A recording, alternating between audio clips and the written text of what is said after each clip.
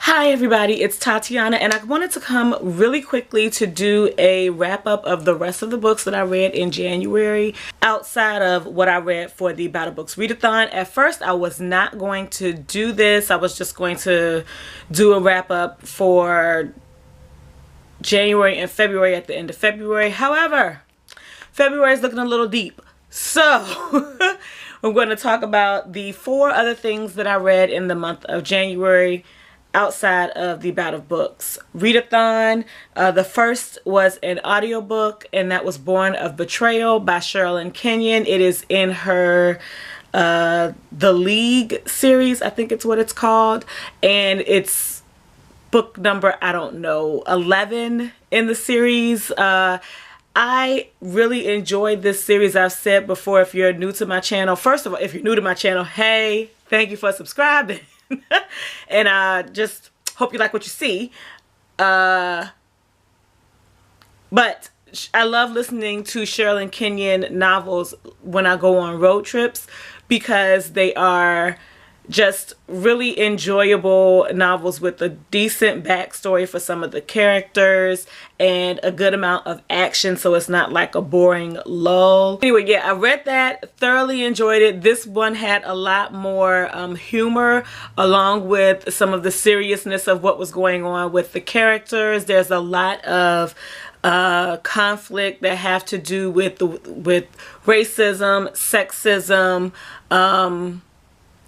and classism, as well as, oh shoot, a lot of isms in this series. And yeah, I like the way that she tackles it, and I like how some of the characters, you don't have to read the stories in order, but it is a companion series, so some of the characters in earlier novels show up in later novels. But thoroughly enjoyed it. I'll be continuing with that series soon, I'm sure. Then after finishing Born of Betrayal, I read 3 other graphic novels. I read Giant Days Volume 8, and I thoroughly enjoyed this. It's come to a part in the story with these friends where you reach a pivotal point that takes place when you build relationships in what could be a temporary space, and how they're dealing with some of the changes that they're experiencing for themselves, as well as the changes that they're seeing within each other. This is just a really enjoyable slice of life graphic novel series. I have talked about how much I enjoy this series over and over again, so I'm not going to say much more about it in this video. I also read All New Wolverine Volume 1. This follows, oh shoot, why am I spacing on what her actual, Laura, I was about to say Lisa, and that's not it, from the movie Logan, but she's older in this graphic novel series, so we've gone some ways down in the timeline for her where this graphic novel series starts. And I just got Volume 1 when I bought it because I wanted to see what it was like, because to me Wolverine will always be Logan.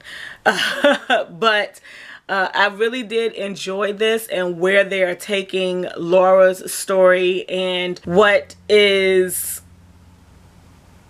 an issue now in this universe, where you have all of these experiments that the military was creating to duplicate the Wolverine experiment, and the problems that is bringing about. And yeah, the military still sucks in this graphic novel series, just like in the previous one, with all of the issues. And it's not the total military, but the ones that are associated with this.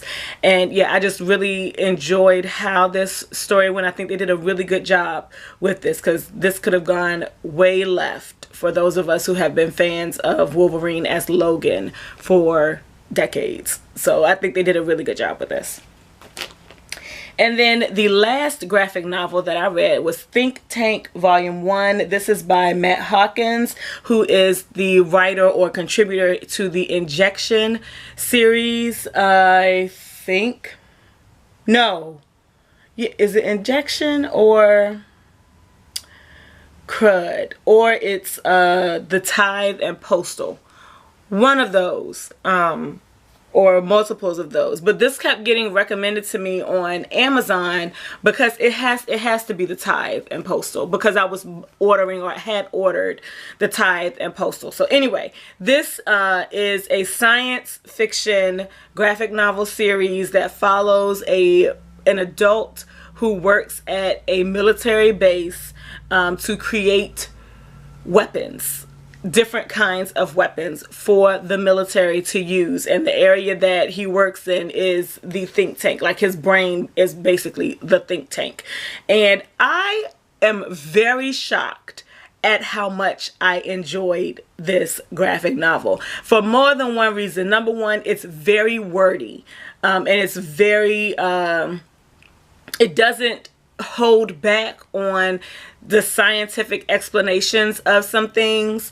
And again, it's very wordy, and there's a lot of you being in his mind and hearing what he's thinking, as well as getting the dialogue of what's going on as he's talking to or observing conversations of the people around him. But it's like kind of, if you were, it's like a cross between MacGyver and Sherlock Holmes, where you listen to what Holmes is thinking, and then you're seeing what's being carried out as he's watching and observing things around him, as well as, what's the other one? Oh, Spider-Man, the cartoon series, when you have all of the thoughts, the rolling thoughts that he has in his head. That's kind of what this is like, which makes it very wordy. But even with that, I really enjoyed the storyline of this. And then the other thing that I didn't even realize until after I had finished, that's really telling you something, because this is a big thing.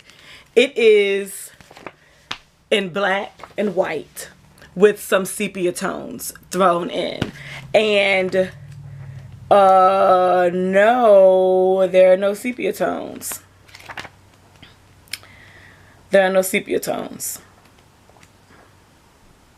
So it's not in black and white. It's in grayscale, the entirety of the book.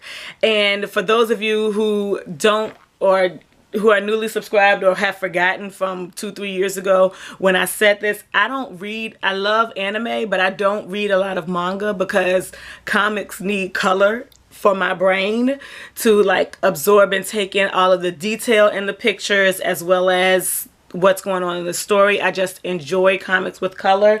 So this being in black and white and being as wordy as it was, and me still really, really enjoying it, says something for the story of this, as well as how well it's drawn. I really couldn't believe it. And you know what's interesting, as I'm looking at particularly this page, I saw in my brain, I see this in color when I think back on it. Like, it's weird. Like, in my brain, this screen background is white, but the buttons are green.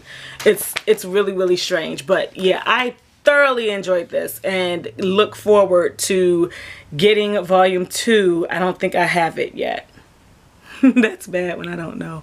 But yeah, I look forward to getting volume 2. So that is everything that I finished in the month of January outside of Bowder Books. If you want to see what I read for Bowder Books, I will link that video in the description box below if you haven't checked that out already. Thank you all for watching, and I hope you have a good weekend, whenever you see this video. Peace out.